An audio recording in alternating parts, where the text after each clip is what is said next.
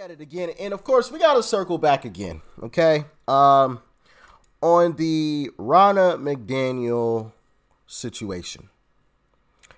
Like, share, comment, and hit that subscribe button if you are new. And I'm just absolutely disgusted, man. I really am, because I'll just roll the tape and I'll comment as it goes. Let's dive in. Ron, if you want to come on stage tonight, you want to look the GOP voters in the eye and tell them you resign, I will yield my time to you. All right, joining me now, Ronna McDaniel, chairwoman of the Republican National Committee. Ronna, thanks so much for being with us. Vivek and others are saying that under your leadership, Republicans have lost election after election, and positing the question, why should you retain your job given the track record of the party under your leadership? And to that, what do you say? Before she even gets into it, I want you to sit back and listen to her response, and you tell me who or what it reminds you of. Okay? Check it out. Of the party under your leadership. And to that, what do you say? Well, first, I'm going to continue to focus on Joe Biden and Democrats. And I think there was a moment missed during that debate by Vivek to talk about the fact that we still have 13 American hostages in Israel, the fact that for the first time ever in the history of either party, we had a Jewish co-sponsor for a debate, and we are in very perilous times in our country. And I do think Republican voters, and I hear this echoed all the time, are tired of the circular firing squad within our party, and they're saying, can we please talk about Joe Biden and the Democrats and the border and fentanyl and crime and what's happening to our kids and inflation. But I'll definitely defend my record as chair. Listen, yeah, I mean, Ronna, I agree with you. Let me just say, I mean, all that. She went there. Instead of just answering the question, taking some accountability, she went there with it. Doesn't that remind you of like some Democrats, Hakeem Jeffries, some establishment Republicans, some Rhino Republicans? Doesn't that remind you of them? And it's kind of funny that her uncle is Mr. Romney himself. So I guess it makes sense. I'm sure she received some talking points from him. I don't know that with 100% certainty. I'm just making an assumption, okay? Just making an assumption. But last time I checked, if you're this bad at your job, you get fired. You kick rocks. Or at minimum, you take some self-accountability and say, yeah, I could have done better. I should have done better. I should have known, X, Y, and Z. Now, it may not all be her fault. I'm not saying it's all her fault. That's not what I'm saying. Please make no mistake about it. It is not all Ronna McDaniel's fault. It isn't. That is a fact. It is not. It's not one person's fault that we keep getting our butts whipped. It's a few different things. One of the things I already talked about in a whole video separately. It's the abortion issue. I know people aren't going to like it. I hear you. I'm with you. Okay, I'm with you. I think abortion is bad. But the truth is, most of America doesn't. That's just the facts. Ohio just voted on it. I mean, yes, Ohio can flip-flop, but I would consider Ohio a red state. Ohio voted on it. They said, no, we want access to abortion. We want this. I'm just saying. And at the end of the day, I'll say this and I'll move on from it, okay? I'll say this and I'll move on. When you've lost because of the abortion issue twice now, I think if you aren't changing, you're a rhino. Okay? You're a rhino. And no, it's not, putting my morals to the side or whatever. The truth of the matter is you can scream to the high heavens about abortion. You could scream all day long. If you aren't in a position, right? If you aren't in a position to actually change the laws surrounding abortion, your screaming means nothing. Because you're not actually saving lives. I would argue you're putting more lives at risk because you're allowing more Democrats to be in office who are going to put even less restrictions on abortion. The goal should be to win the game. You have to play the game to win. The game now, right, is stop talking about abortion And when people mention it to you, you say, hey, I agree with whatever my constituents agree with. I have to go with that. That's why we have voting. Simple and plain. Right? Simple and plain. Or you don't even have to say that necessarily. That's probably not the best thing to say. You could say, hey, listen, I don't necessarily agree with abortion. I think it's a bad thing, but my constituents do. So that's what we're going with. You can leave it at that. Leave it at that. Okay? Now, Miss Rana, goodness gracious. Once again, it's not all her fault. But to sit here and like, we can talk about this, and this. Clearly those things don't matter. You lost. Oh, we need to talk about the border. Oh, we need to talk about inflation. Oh, we need to talk about. The corruption. Oh, we need to talk about this. Oh, we did talk about that. And you know what happened? An L. That's what happened. I just get so frustrated. I get so frustrated. Oh man, for me. It's clear what's happening here. You have some establishment up top who are intentionally sabotaging the party. And I mean, my goodness, I'm gonna spare y'all my long speech. Get back to that you just said. I couldn't agree with more, but and you're right. I mean, obviously that should be a key focus. But I know you believe in accountability. You talk about it all the time. I mean, everyone. I mean, I'm accountable. You're right. Some accountability. Okay, that's what I asked you, and you went into another. Another. I was going to go there. Sorry, I took too long on the answer, but I was getting there. I'm not trying to avoid anything. Let me promise you that, Laura.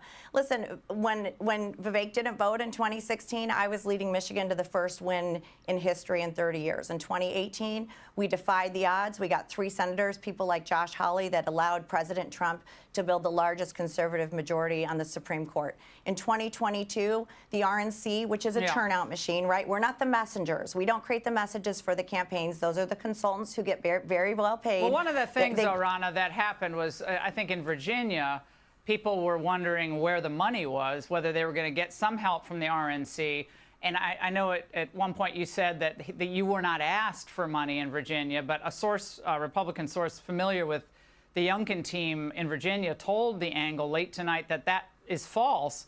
And meaning your story keeps changing. Anyone who thinks Virginia Republicans wouldn't want help when we knew we'd be outspent isn't being serious. Rana, they were outspent by $8 million. Glenn Youngkin and did a phenomenal job, and he raised a lot of money. A lot of people don't understand fundraising.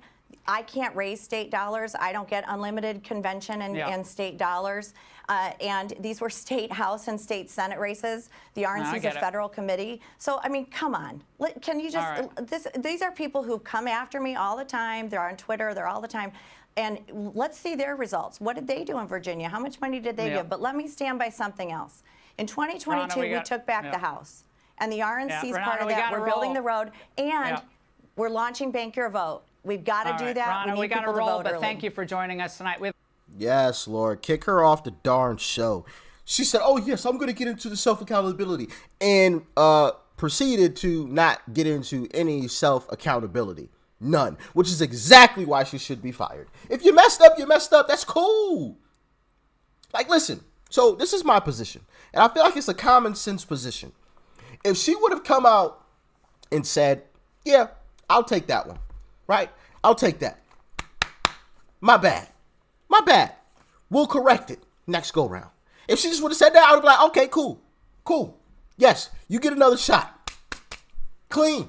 Right?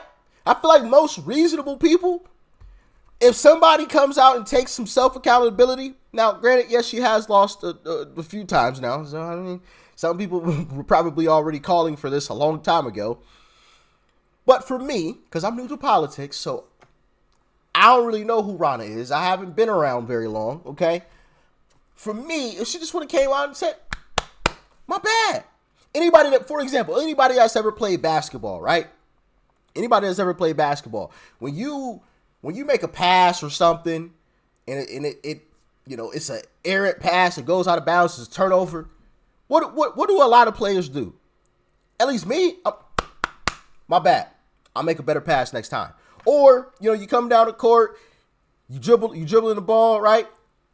You go to make a crossover or something, you lose control of the ball, it's a turnover. My bad, guys. My bad. That's on me. Take some self-accountability.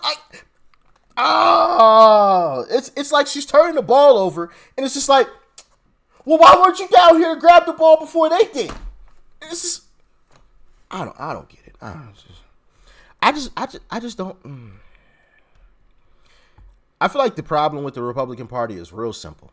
It's the abortion issue that I talked about earlier, and I talked about how to fix it, right? You say, hey, I don't agree with it, but my constituents do, so that's what we're running with, right? You get yourself elected. You re-educate the population once you are in office. Not before, once you're in office. Once Republicans have the presidency, we have the Senate, and we have the House. Then you re-educate folks. You re-educate folks. Hey, this is abortion. This is what really happens. This is what they aren't showing you. Excuse me. This is what goes on behind the scenes. We're going to open the curtains for you. Oh, see it. Don't look as good as you thought, huh? Yeah. Terrible thing, guys. Terrible thing. Also, psychological effects. Blah, blah, this and that. You talk about the whole nine. Then you present the question back to them. Do you guys really want this? Come out and vote. That's how you change it. You're not going to change it by yelling to the high heavens, oh, stop abortion, because you're not going to get elected. You're not getting elected. Simple and plain. You're not. I mean, even if you want to take and look at somebody like DeSantis, who even in deep red states who you would think would be completely against abortion, even in the primaries, DeSantis isn't beating Trump. He's not. And DeSantis is staunchly against it. Trump hasn't come out and said that he's completely against it. But who's still winning, though? Just saying, that's just another small example, right? Another small example. So you fix that. You do exactly what I just said do. And if you disagree, let me know in the comment section. And you drain the swamp. We have way too many Republicans that are secretly Democrats. And I said this the other day. You never see Democrats that are secretly Republican. But you see Republicans all the time that are secretly Democrat. I can name some off the top of my head. Right? Well, one guy I always think, he always comes to my mind, probably because he has a real distinct feature. It's the eye patch. I can never recall his name when I need it. Oh crap! What's the guy's name? The Republican with the eye patch. And I'm not making fun of him because he has an eye patch, but it's just like I always remember it because it's unique. You know what I'm saying? Like not many people have an eye patch, especially in government. But yes, he's a rhino for sure, and obviously Mitch, Kevin McCarthy. Okay, those guys, Lindsey Graham's, those guys. They need to be gone. Especially the Mitch McConnells of the world. And I don't mean like physically gone. I got to make my words clear, okay? I don't mean like harming these individuals. I mean politically gone. Politically gone. Out of office, okay? That's all I mean by that. Just want to make things clear so nobody twists my words. I think once you fix those two things, Republicans are never losing. Ever. I mean, let's paint this picture. So you have Trump as president, right? We have control of the Senate, and we have, I don't know, we actually have a true Republican leading the Senate as the leader of the Senate. We have control of the House. We already have Mike Johnson leading the House, okay? And we have changed our messaging on the abortion issue. We're winning on every other issue. You name it, we're winning. Okay? We are winning on every other issue except for one. And we're losing. Just saying. I'm just saying. And plus, you have the result from Ohio. You compile that with the Ohio vote, and it's just like, well, I feel like it's pretty clear what's going on here. Right? So you fix those two issues, and man, oh, happy day. Republicans back in control.